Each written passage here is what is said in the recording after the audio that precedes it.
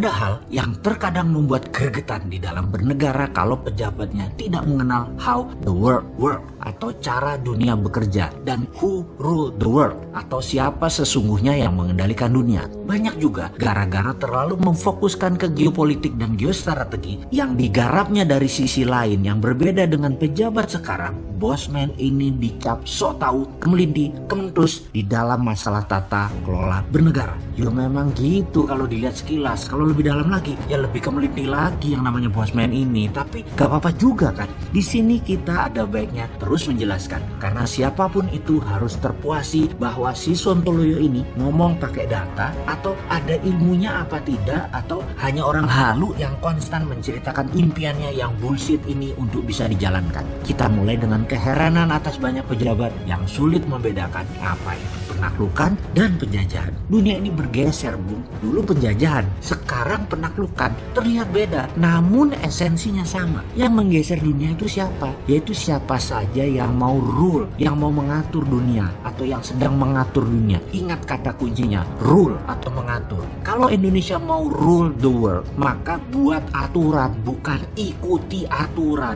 Mulai paham mengapa berkali-kali si Sontoloyo ini mengatakan negara tidak berdaulat selama mengikuti aturan dari globalis atau dari negara kuat lainnya. Kita mulai dengan who rule the world. Mereka yang ruling the world punya dua cara, conquering atau penaklukan, yang kedua adalah colonialization atau penjajahan. Penaklukan adalah mereka mengambil apa yang mereka butuhkan dengan paksa. Kalau penjajahan, mereka bukan hanya mengambil apa yang mereka butuhkan, tapi menetap, tinggal, mencaplok wilayah dan mengendalikan wilayah tersebut dengan aturan mereka. Amerika itu strateginya adalah conquering. Timur Tengah ditaklukkan, minyak dan gasnya dikendalikan, diambil. Indonesia dan negara penghasil kekayaan alam, energi terbarukan maupun mineral tambang ditaklukkan dengan berbagai tekanan. Amerika yang conquering pemerintahnya, kemudian yang mengkolonisasi adalah swastanya Amerika. Tiongkok menggunakan koloni atau penjajahan, uang Tiongkok, tenaga kerja Tiongkok, mesin teknologi Tiongkok, wilayah hasil alamnya seluas-luasnya dikuasai sampai bahan bakunya habis di negara lain tersebut, lalu hasilnya setengah jadi, produknya tadi diambil balik ke Tiongkok lagi. Tiongkok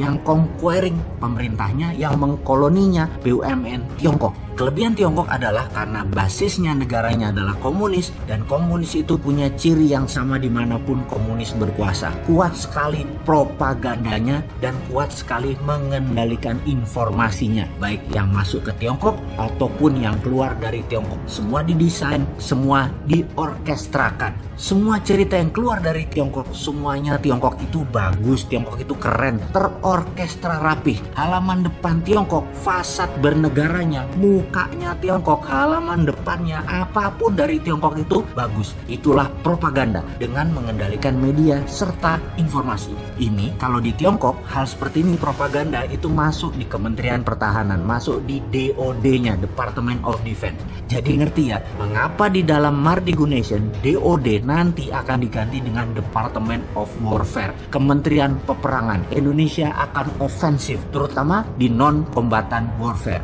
Karena rapihnya pengendalian informasi, maka banyak negara terpesona dengan Tiongkok dan mau kerjasama dengan alasan Tiongkok punya uang, Tiongkok punya teknologi, Tiongkok punya SDM, dan punya manajemen tenaga kerja profesional. Jadi propaganda yang diletakkan pertama di seluruh dunia yang ditarget akan ditaklukkan oleh Tiongkok adalah mempropagandakan kebaikan Tiongkok. Di sini yang paling mudah ditaklukkan adalah pemahaman ilmu ekonominya. Pemahaman bahwa membangun itu perlu asing. Uang Indonesia nggak punya. Untuk membangun perlu FDI. Wih, cocok lah. Kena sudah di banyak negara strategi itu, terutama yang pejabatnya lemah. Nah, di sini kita harus membantu bangsa dan negara menyelesaikan masalah kekisruhan ekonomi yang saat ini dipukul oleh pandemi, yang hingga saat ini strategi menaklukkan COVID masih pakai vaksin, belum pakai kekuatan diplomasi luar negeri. Kita masuk ke visi how the world works sekarang. Bagaimana cara dunia bekerja? Ada sebuah website yang menghitung hutang semua negara. Klik saja di World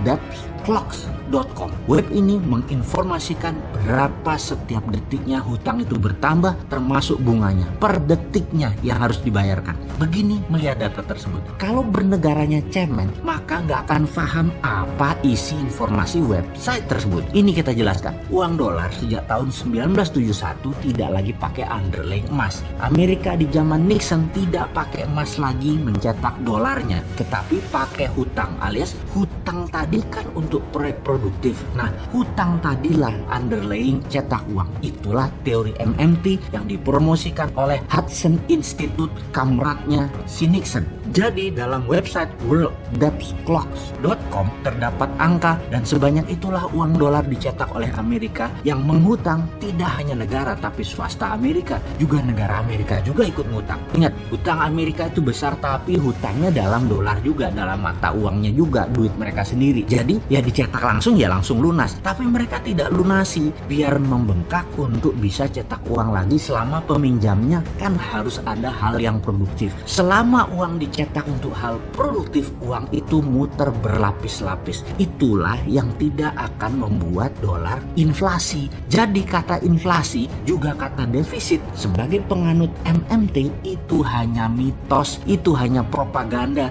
Dengan cerita singkat ini mudah-mudahan paham maksud dan tujuannya ya. Pertanyaannya, berani nggak tidak mengikuti globalis, dan berani nggak tidak mengikuti negara pengatur dunia? Berani nggak independen? Berani nggak nyetak uang sendiri? Berani nggak ngelawan itu semua?